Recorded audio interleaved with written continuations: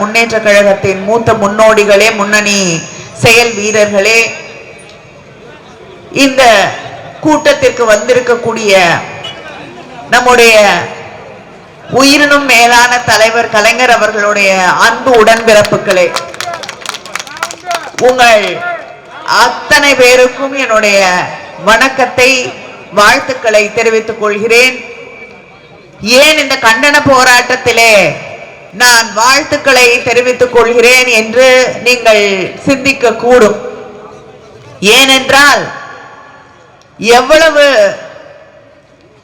அழுத்தங்கள் வந்தாலும், எத்தனை துன்பங்கள் வந்தாலும் அதை எதிர்த்து நின்று நம்முடைய உரிமைகளுக்காக நாம் போராடுவோம் என்று இங்கே கூடியிருக்கக்கூடிய இந்த கூட்டத்தை பார்க்கும் பொழுது நிச்சயமாக வெற்றி நமக்குத்தான் என்ற வாழ்த்துக்களை இங்கே நான் தெரிவித்துக் கொள்கிறேன். நமக்கு நன்றாக தெரியும், இன்று மத்தியிலே இருக்கக்கூடிய ஒன்றிய அரசு என்பது இந்த தூறலை போலதான். சிறிது நேரம் இந்த தூறல் நம்மை மழை வந்துவிடுமோ என்ற ஒரு அச்சுறுத்தலாக அங்கே அமர்ந்து கொண்டு அவர்கள் நம்மை மிரட்டி கொண்டிருக்கலாம். ஆனால் நிச்சயமாக விடியல் வரும், உதயசூரியன் உதிக்கும் என்ற நம்பிக்கை இங்கே இருக்கக்கூடிய அத்தனை பேருக்கும் இருக்கிறது. அவர்கள் இந்த நாட்டை துண்டாடுவதற்கு, இந்த நாட்டில் இருக்கக்கூடிய இறையாண்மையை முழுதுமாக அழிப்பதற்கு, இந்த நாட்டின் அடிப்படையாக இருக்கக்கூடிய ஜனநாயகத்தை நாம் எல்லோரும் கொண்டாடக்கூடிய, போற்றக்கூடிய அண்ணல் அம்பேத்கர் அவர்கள் நமக்காக உருவாக்கி தந்திருக்கக்கூடிய அரசியல் அமைப்பு சட்டத்தை ஒழித்துவிட வேண்டும், அதை மாற்றிவிட வேண்டும் என்று துடித்துக் கொண்டிருக்கக்கூடிய ஆட்சிதான் ஒன்றியத்திலே இருக்கக்கூடிய பாஜக ஆட்சி என்பதை நாம் மறந்துவிடக் கூடாது.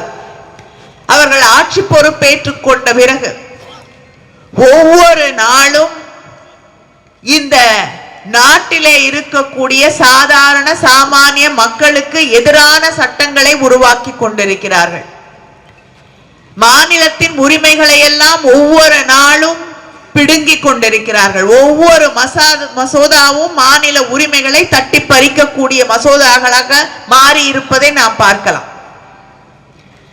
சமீபத்திலே நம் மீது திணிக்க அவர்கள் நினைத்துக் கொண்டிருக்கக்கூடிய புதிய கல்விக் கொள்கை, அது மட்டுமில்லாமல் இங்கே ஆளுநர்களை கொண்டு வந்து திணித்து பிஜேபி ஆட்சியிலே இல்லாத ஒவ்வொரு மாநிலத்திலும் அவர்கள் எந்த அளவிற்கு அங்கே இருக்கக்கூடிய அரசியலிலே தலையிட்டு அங்கே இருக்கக்கூடிய ஆட்சியை ஒவ்வொரு நாளும் தவிக்க வைக்கக்கூடிய திட்டங்களோடு அவர்கள் செயல்பட்டு கொண்டிருக்கிறார்கள் என்று நாம் பார்க்க முடியும்.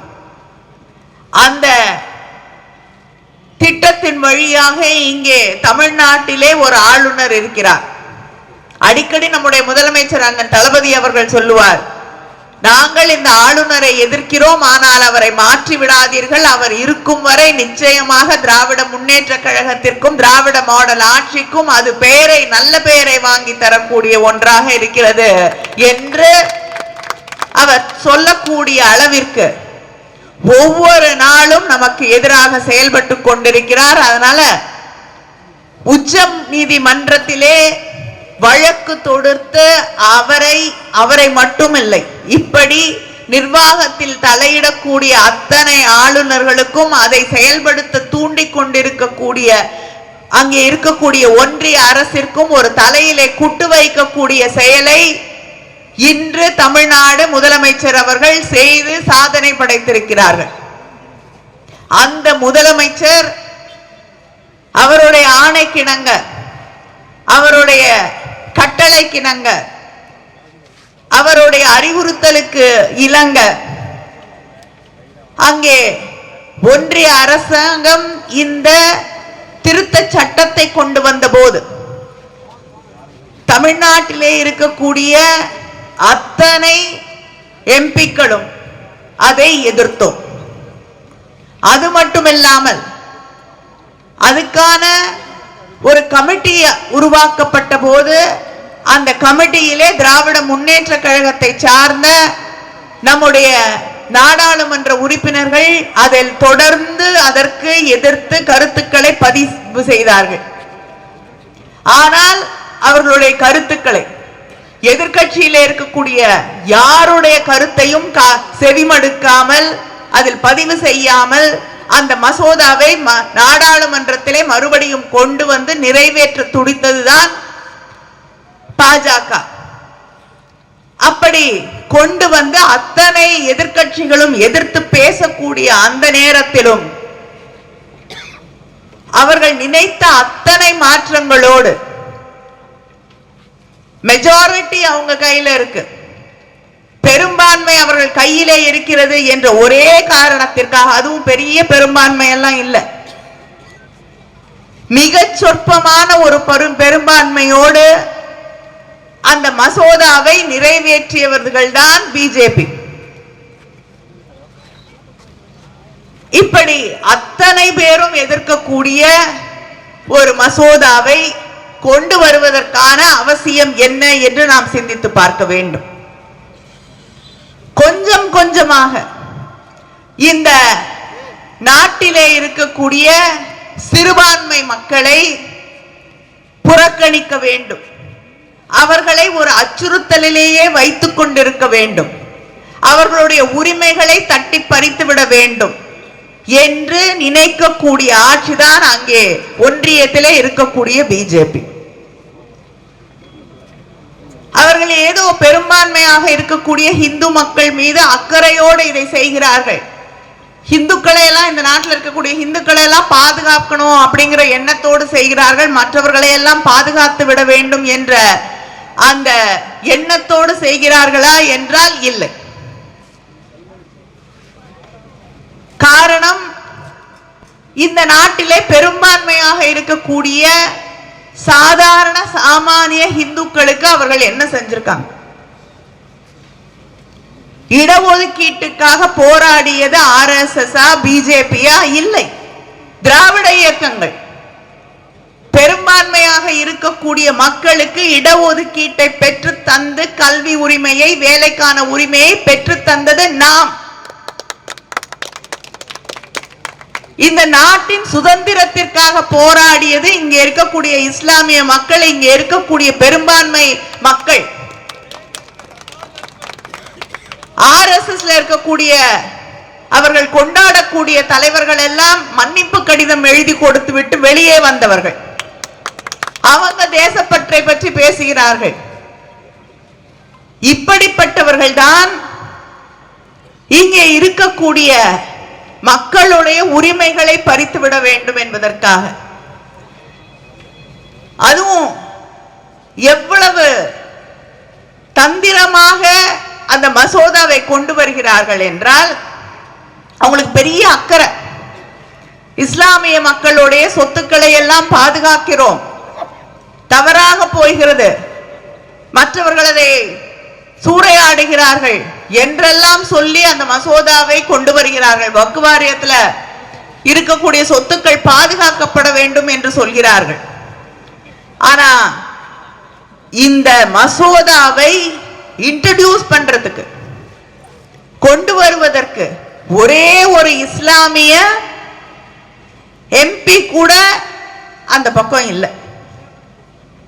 இருக்கக்கூடிய ஒரே ஒரு மைனாரிட்டி அமைச்சர் திரு கிரண் ரிஜிஜு அவர்கள், அவரும் பௌத்த மதத்தை சார்ந்த ஒரு அமைச்சர். ஏன்னா அவங்க ஒரே ஒரு இஸ்லாமியருக்கு கூட வாய்ப்பு அளிக்கவில்லை. அந்த ஒரே ஒரு சிறுபான்மையை சார்ந்த அமைச்சரை வைத்து அவரை பயன்படுத்தி அந்த மசோதாவை அங்கே கொண்டு வருகிறார்கள்.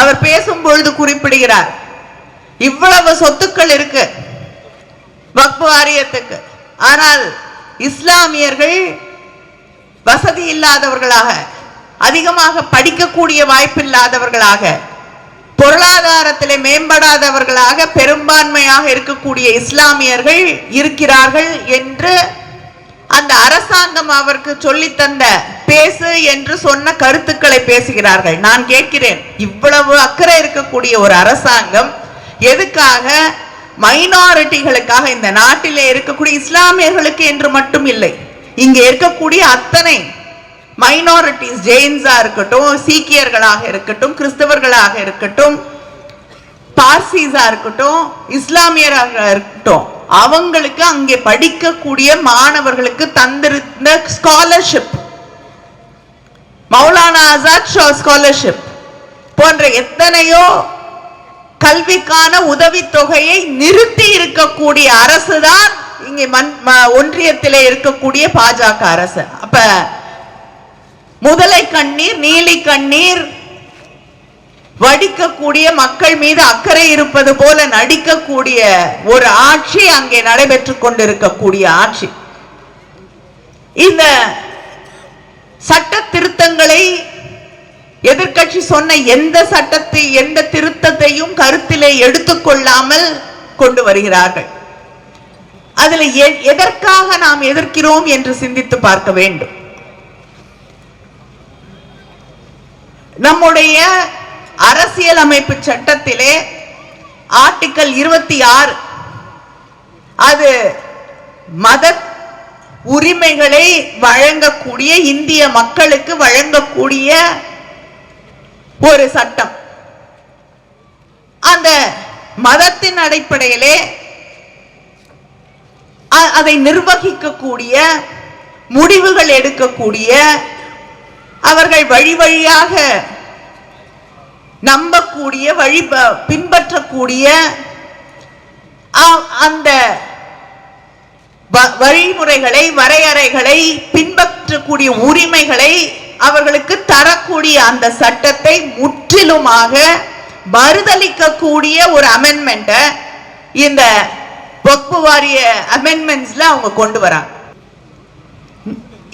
அது மட்டும் இல்லை, ஏதோ இங்க இருக்கக்கூடிய இஸ்லாமிய சகோதரிகள் மீது தொடர்ந்து பிஜேபி சொல்லக்கூடியது, முத்தலாக் சட்டத்தை கொண்டு வந்த போது அதை நான் எதிர்த்து பேசிய பொழுது ஒரு அமைச்சர் எதிர்த்து கேட்கிறார், உங்களுக்கு இஸ்லாமிய சகோதரிகள் மீது அக்கறை இல்லையா என்று.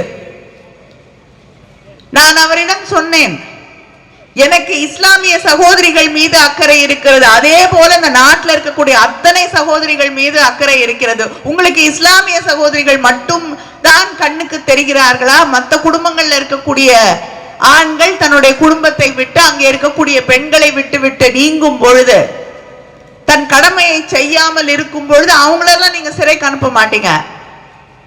ஆனா இஸ்லாமிய சகோதரர்கள் ஒரு தவறு செய்யும் போது, இஸ்லாம் ஏற்றுக்கொள்ளாத முத்தலாக்கை சொல்லும் பொழுது 1 ஆண்டு சிறை தண்டனை என்று சொல்லுவது ஒரு சமூகத்திற்கு எதிரான சட்டமா இல்லையா என்று. இப்படி தொடர்ந்து ஒரு சமூகத்திற்கு எதிராக செயல்படக்கூடிய ஒரு ஆட்சி, இஸ்லாமிய சகோதரிகள் மீது அக்கறை இருப்பது போல இந்த சட்ட திருத்தத்தின் வழியாக நாங்கள் அந்த வக்ஃப் வாரியத்துக்குள் பெண்களை கொண்டு வருகிறோம் என்று. உங்களுக்கு முன்னாடி தமிழ்நாட்டில் அந்த வக்ஃப் வாரியத்தின் தலைவராகவே ஒரு பெண் இருந்திருக்கிறார், பாதர் சேத் அவர்கள். இன்று நம்முடைய முதலமைச்சர் அண்ணன் தளபதி அவர்கள் உருவாக்கி இருக்கக்கூடிய வக்ஃப் வாரியத்தில் தமிழ்நாட்டில் 2 பெண்கள் இருக்காங்க. 2 பேர்ல ஒருத்தர் ஃபாத்திமா முசாஃபர், சென்னையிலே கவுன்சிலராக இருக்கிறார். அப்படிப்பட்ட முற்போக்கு சிந்தனைகளோடு இருக்கக்கூடியவர்களை பார்த்து நீங்கள் நாங்க பெண்களுக்கு வக்ஃப் வாரியத்தில் ஒரு இடத்தை தருகிறோம், சரி அதோட நிறுத்துங்க, அந்த அதை கொண்டு வருகிறீர்களா, நிறுத்துங்க. எதுக்காக? 2 இஸ்லாம் மதத்தை சாராத அந்த வழியிலே இல்லாமல் வெளியிலே இருக்கக்கூடிய வேறு சில மதங்களை சார்ந்தவர்கள், வேறு நம்பிக்கைகளை உடையவர்கள், அவங்கள கொண்டு வந்து அந்த போர்டுல போட வேண்டிய அவசியம் என்ன? இதே பிஜேபி ஒரு இந்து கோயில் நடத்தக்கூடிய கல்லூரியில ஒரு ப்ரொஃபசர், ஒரு பேராசிரியர் இன்னொரு மதத்தை சார்ந்தவராக இருந்தால் அவங்களுக்கு வேலை கொடுக்கிறதுக்கு கூட எதிர்த்து போராடக்கூடியவர்கள் இவர்கள். போராடி அங்க வேலை கொடுக்க கூடாது, எல்லா தகுதிகளையும் இருக்கக்கூடிய ஒரு பேராசிரியர் வேறு மதத்தை சார்ந்தவர்களாக இருந்தால் அவர்களுக்கு அங்கே வேலை கொடுக்க கூடாது என்று சொல்லக்கூடியவர்கள். கோயிலுக்குள்ள வேலையில, கோயிலை நிர்வாகம் செய்யக்கூடிய இடத்திலே வேலை தரவில்லை, அங்கே நடக்கக்கூடிய கல்லூரியில ஒரு வேலை தருவதாக இருந்தால் கூட அதை எதிர்க்கக்கூடியவர்கள். வக்ஃபு வாரியத்தில் இஸ்லாமியர்கள் அவர்களுக்காக நடத்தக்கூடிய அந்த போர்ட்ல, அந்த வாரியத்தில் வேறு மதத்தை சார்ந்தவர்கள் 2 பேரை உள்ள கொண்டு வந்து அதை நாங்கள் நிர்வாகம் செய்கிறோம் என்று சொன்னால் இது எப்படி நியாயமாகும் என்ற கேள்வியைத்தான் திராவிட முன்னேற்ற கழகமும் நாமும் கேட்கிறோம்.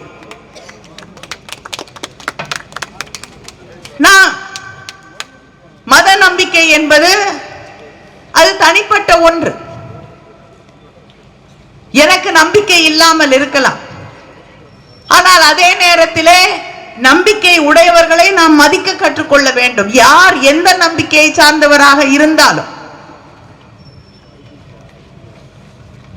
அந்த நம்பிக்கைகளை பற்றி நாம் விவாதிக்கலாம். ஆனால் அவர்களை எதிர்த்து, அவர்களுடைய உரிமைகளை எதிர்த்து சட்டங்கள் இயற்றுவதற்கு எந்த அரசாங்கத்திற்கும் உரிமை கிடையாது. ஆனால் இவர்கள் வக்ஃபு வாரியத்திற்கு ஒருவர் தன்னுடைய சொத்தையோ தன்னுடைய பணத்தையோ தான் எதையாவது தானமாக கொடுக்க வேண்டும் என்று நினைத்தாலோ அவர்கள் 5 ஆண்டுகள் இஸ்லாமியர்களாக இருந்திருக்க வேண்டும். பிராக்டிசிங் முஸ்லிம். நான் கேட்கிறேன், நீங்க யார் பிராக்டிசிங் முஸ்லிம் எப்படி கண்டுபிடிப்பீங்க? என்னென்ன வரையறைகள் வைத்திருக்கிறீர்கள்?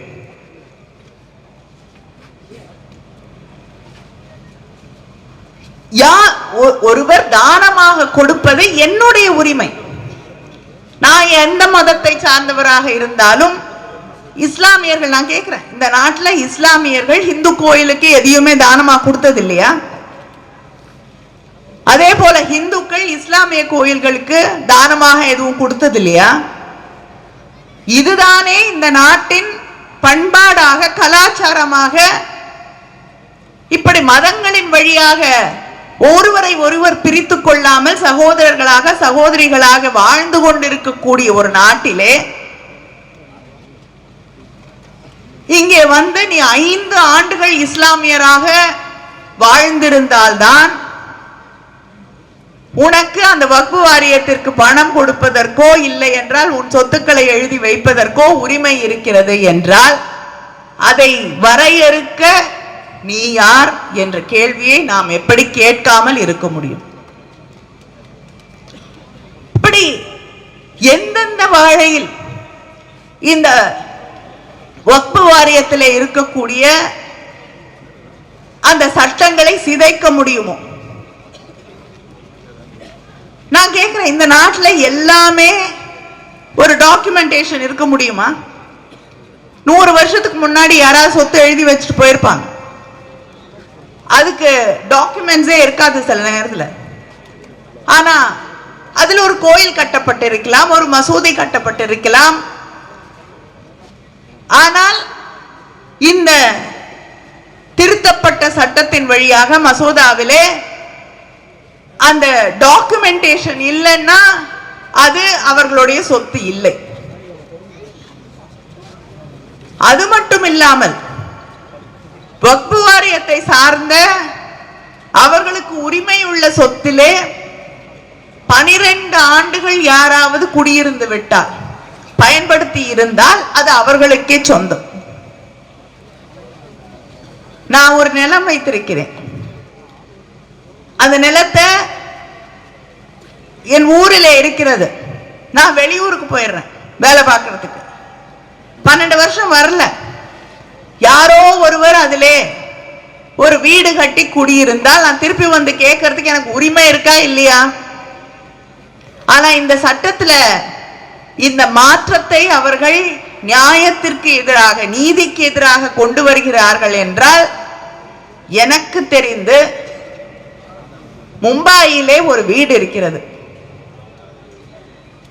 அந்த வீடு கட்டப்பட்டிருக்கக்கூடிய இடம் வக்ஃப் வாரியத்தை சார்ந்த இடம் என்று இப்ப கோர்ட்ல ஒரு கேஸ் இருக்கு. அந்த வீடு யாரோட வீடு? யார் வீடு? சத்தமா சொல்லுங்க.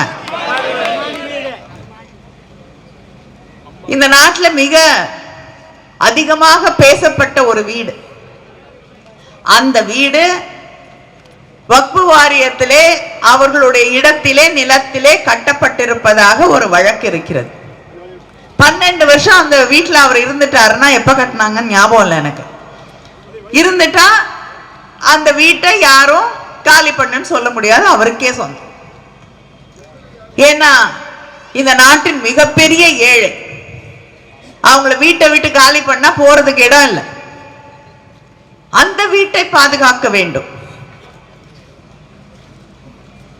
என்று ஒரு சட்டம் கொண்டு வரப்படுகிறது. அது மட்டும் இல்லாமல் திரும்ப திரும்ப அவங்க சொல்லக்கூடிய ஒரு பொய், ஒரு சில ஆண்டுகளிலேயே இஸ்லாமியர்களோட சொத்துக்கள் 2 மடங்காக அதிகரித்திருக்கிறது என்று. நான் கேட்கிறேன், இன்னைக்கு ஒரு வீடு வாங்குறீங்க, ஒரு இடம் வாங்குறீங்க, இன்னும் ஒரு 10-15 வருஷம் பொறுத்து அதே வீடு, அதே இடம் நீங்க எந்த மதிப்புக்கு வாங்குனீங்களோ அதே விலையில இருக்குமா? நிச்சயமாக இரட்டிப்பாகும்.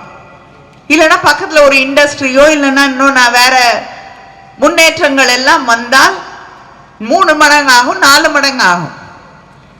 அது மட்டும் இல்லாமல் நான் உங்களுக்கு சொல்ல வேண்டிய அவசியம் இல்லை. ஒவ்வொரு இஸ்லாமியரும் தான் ஈட்டக்கூடிய பணத்திலே ஒரு பகுதியை தானமாக தன் வாழ்க்கையிலே அவர்கள் தர வேண்டும். என்னென்ன லாபம் கிடைக்குதோ அதுல அவர்கள் தானமாக தான் பெற்றிருக்கக்கூடிய வருமானத்திலே ஒரு பகுதியை வழங்க வேண்டும். இப்படி ஒவ்வொரு ஆண்டும் இஸ்லாமியர்கள் தன்னுடைய வருமானத்திலே, லாபத்திலே பணங்கள் வழங்கப்படும் போது அந்த சொத்தின் மதிப்பு கூடும் பொழுது நிச்சயமாக அது அதிகரிக்கத்தான் செய்யும். இது அடிப்படை. இதை ஒரு பொய்க்கதையாக, ஒரு புனைக்கதையாக அவர்கள் உருவாக்கி இந்த நாடு முழுவதும் ஏதோ இஸ்லாமியர்களுக்கு தான் இந்த நாடே சொந்தமாக போகிறது என்று சொல்லக்கூடிய ஒரு பொய்யை அவர்கள் பரப்பிக் கொண்டிருக்கிறார்கள். எந்த சொத்து எங்கே இருந்தா நீங்க ஏன் கவலைப்படுறீங்க? அவர்களும் இந்த நாட்டின் மக்கள், அவர்களும் இந்த நாட்டிலே உரிமை இருக்கக்கூடியவர்கள் என்பதை முதலிலே நீங்கள் புரிந்து கொள்ள வேண்டும். உங்களை விட, பிஜேபியை விட இங்க இருக்கக்கூடிய இஸ்லாமிய சகோதரர்களுக்கும் சகோதரிகளுக்கும் இந்த மண்ணிலே உரிமை அதிகம். இந்த நாட்டின் உரிமைகளுக்காக, இந்த மொழிக்காக பாடுபட்டவர்கள் அவர்கள். உங்களை போல இந்த நாட்டை காட்டிக் கொடுத்தவர்கள் இல்லை என்பதை நீங்கள் புரிந்து கொள்ள வேண்டும். இப்படி இந்த சட்டத்தை கொண்டு வந்து இஸ்லாமியர்களுடைய சொத்துக்களை அபகரிக்க நான் ஏதோ ஒப்பிடுவதற்காக இதை சொல்ல வரவில்லை. தென்னிந்தியால தான் கோயில்ல இருக்கக்கூடிய சொத்துக்கள் அரசாங்கத்தின் வழியாக நிர்வாகம் செய்யப்படுகிறது. அதுவும் கேட்பாங்க, ஏன் இது மாத்திரம் அரசாங்கம் செய்யணும், அது தனியா ஒரு போர்டு பண்ணணும்னு. ஏன்னா கோயில்களை கட்டியது, கோயில்களை உருவாக்கியது, பெரும்பான்மையான கோயில்களை இங்கே கட்டி அதற்கான சொத்துக்களை அதிகமாக எழுதி வைத்தது இங்கே அரசர்களாக இருந்த மன்னர்கள் தான். அவர்கள் ஆட்சியிலே இருந்தார்கள், அவர்கள் கோயில்களை உருவாக்கினார்கள். அந்த எப்படி உருவாக்குனாங்க? வரி பணத்துல இருந்து, மக்களுடைய வரி பணத்துல இருந்து. அப்பொழுது அரசாங்கம் என்பது அரசர்கள். இன்று அரசாங்கம் என்பது ஆட்சியிலே இருக்கக்கூடிய ஒரு இயக்கமோ ஆட்சி பொறுப்பிலே இருக்கக்கூடிய முதலமைச்சரோ அமைச்சரவை. அதனால தொடர்ச்சியாக அதை நிர்வகிக்கக்கூடிய உரிமையை நாம் பெற்றிருக்கிறோம். ஆனால் தனிப்பட்டவர்கள் எழுதி வைத்த சொத்துக்கள் தான் வக்ஃப் வாரியத்தை சார்ந்தது. ஆனால் அதற்கும் இதற்கும் வேறுபாடுகள் இருக்கிறது. ஆனால் அதை தாண்டி இன்னைக்கு தென்னிந்தியாவில் இருக்கக்கூடிய இந்து கோயில்களிலே இருக்கக்கூடிய சொத்துக்களின் கணக்கை எடுத்து மதிப்பீட்டை பார்த்தோம் என்றால் நிச்சயமாக அது இந்தியா முழுவதும் இருக்கக்கூடிய இஸ்லாமியர்களுடைய சொத்துக்களை விட அதிகமானது என்று கணக்கீடுகள் தெரிவிக்கிறது. ஆனா ஏன் தென்னிந்தியாவில் இருக்கக்கூடிய கோயில்களுடைய சொத்துக்களின் கணக்கு நமக்கு தெரிகிறது என்றால் பிஜேபி சொல்வதை நாம் ஏற்றுக்கொள்ளாமல் அதை நிர்வகிக்கக்கூடிய அரசாங்க அதிகாரத்தை நாம் வைத்துக் கொண்டிருக்கிறோம். அங்க வட இந்தியாவில் என்ன நடக்குதுன்னு நமக்கு தெரியாது. யாரு அந்த கோயில் சொத்துக்களை என்ன செய்து கொண்டிருக்கிறார்கள், எப்படி பயன்படுத்துகிறார்கள் என்பது கூட நமக்கு தெரியாத ஒரு நிலையிலே தான் நாம் நின்று கொண்டிருக்கிறோம். ஆனால் இவங்க இவ்வளவு அக்கறையோடு நீங்க நம்பிக்கை வைத்திருக்கக்கூடிய கோயிலை பத்தி கவலை இல்லை, அந்த சொத்துக்களை பற்றி அக்கறை இல்லை. ஆனால் நீங்கள் ஒரு எம்பிக்கு கூட வாய்ப்பளிக்காத இஸ்லாமிய சமூகத்தின் மீது இவ்வளவு அக்கறையோடு அந்த சொத்துக்களை எல்லாம் நாங்கள் பாதுகாக்க வேண்டும், பராமரிக்க வேண்டும் என்று சொல்லும் பொழுதுதான் அது கேலி கூத்தாக வேடிக்கையாக இருக்கிறது. இதற்கு நீங்க இந்த மசோதாவை கொண்டு வந்ததற்கு காரணமே ஒரு வக்ஃபோடைய இடத்தை இதுவரை அது யாருடைய சொத்து என்று முடிவு செய்வது அந்த வாரி. இப்பொழுது கலெக்டர் முடிவு செய்யலாம். இது தொடர்ந்து ஒவ்வொரு இடத்திலிருந்தும் இந்த சொத்துக்களை பிடுங்குவதற்கான வழிமுறை, பொருளாதார ரீதியாக இஸ்லாமியர்களை ஒடுக்குவதற்காக, இஸ்லாமியர்கள் கையிலே இருக்கக்கூடிய சொத்துக்களை பறிப்பதற்காக, அவர்கள் பொருளாதார ரீதியாக ஒரு தரமானவர்களாக மாறிவிடக் கூடாது என்ற ஒரு நிலையை உருவாக்குவதற்காக இது நடந்து கொண்டிருக்கிறது. இதை நாம் எதிர்ப்போம், எதிர்ப்போம், எதிர்ப்போம், தொடர்ந்து போராடுவோம். அதனாலதான் முதலமைச்சர் அவர்கள் இதை எதிர்த்து சட்டமன்றத்திலே ஒரு தீர்மானத்தை கொண்டு வந்தார்கள். தமிழ்நாடு இதை ஏற்றுக்கொள்ளாது, நிராகரிக்கிறது என்று முதலமைச்சர் அவர்கள் சொன்னார்கள்.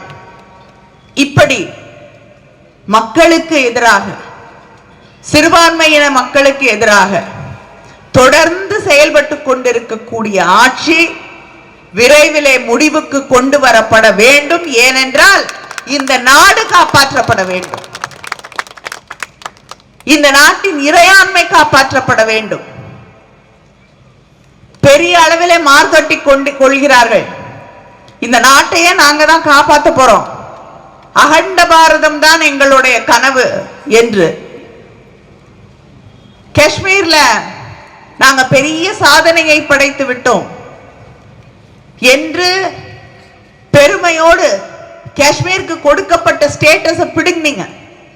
ஆனா இன்று அங்கே டூரிஸ்டுகளாக சென்ற மக்களை கூட உங்களால் பாதுகாக்கக்கூடிய அந்த துப்பில்லாத ஒரு ஆட்சி தான் அங்கே நடைபெற்றுக் கொண்டிருக்கிறது.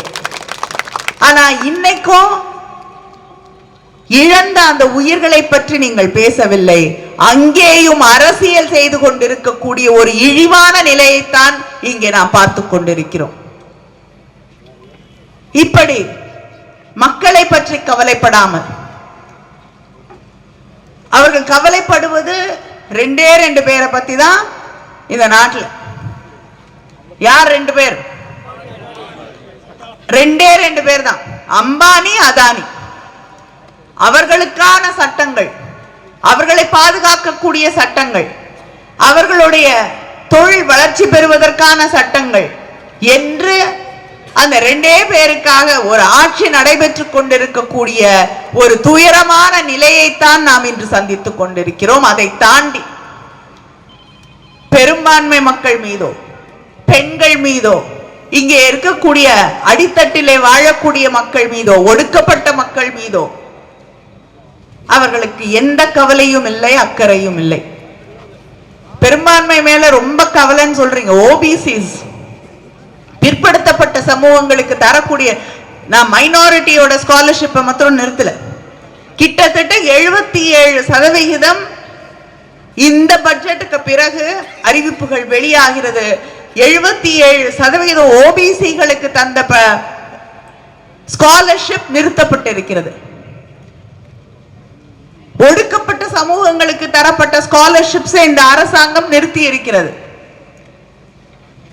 பிள்ளைகள் சாதாரணமாக நம்ம வீட்டில் படிக்கக்கூடிய பிற்படுத்தப்பட்ட, பொருளாதார ரீதியாக வாய்ப்புகள் வசதிகள் இல்லாத பிள்ளைகள் படிக்க வேண்டிய, அவர்களுக்கு வழங்கப்பட வேண்டிய அந்த உதவித்தொகையை கூட நிறுத்தக்கூடிய அரசுதான் அங்கே ஒன்றியத்தில் இருக்கக்கூடிய அரசு என்பதை நாம் புரிந்து கொள்ள வேண்டும். அதனால மக்களுக்கு எதிராக, வரக்கூடிய எதிர்கால தலைமுறைகளுக்கு எதிராக, இந்த நாட்டின் இறையாண்மைக்கு எதிராக, இந்த நாட்டின் ஒற்றுமைக்கு எதிராக, இந்த நாட்டின் மொழிகளுக்கெல்லாம் எதிராக, இந்த நாட்டிலே இருக்கக்கூடிய அத்தனை மாநிலங்களுக்கும் எதிராக, இந்த நாட்டின் மக்களுக்கு எதிராக, இந்த நாட்டின் உரிமைகளுக்கு எதிராக இருக்கக்கூடிய அந்த அரசாங்கத்தை விரைவிலே ஒரு முடிவுக்கு கொண்டு வருவோம். இந்த நாட்டை மீட்டெடுப்போம். அதுதான் நம்முடைய கடமை. நன்றி, வணக்கம்.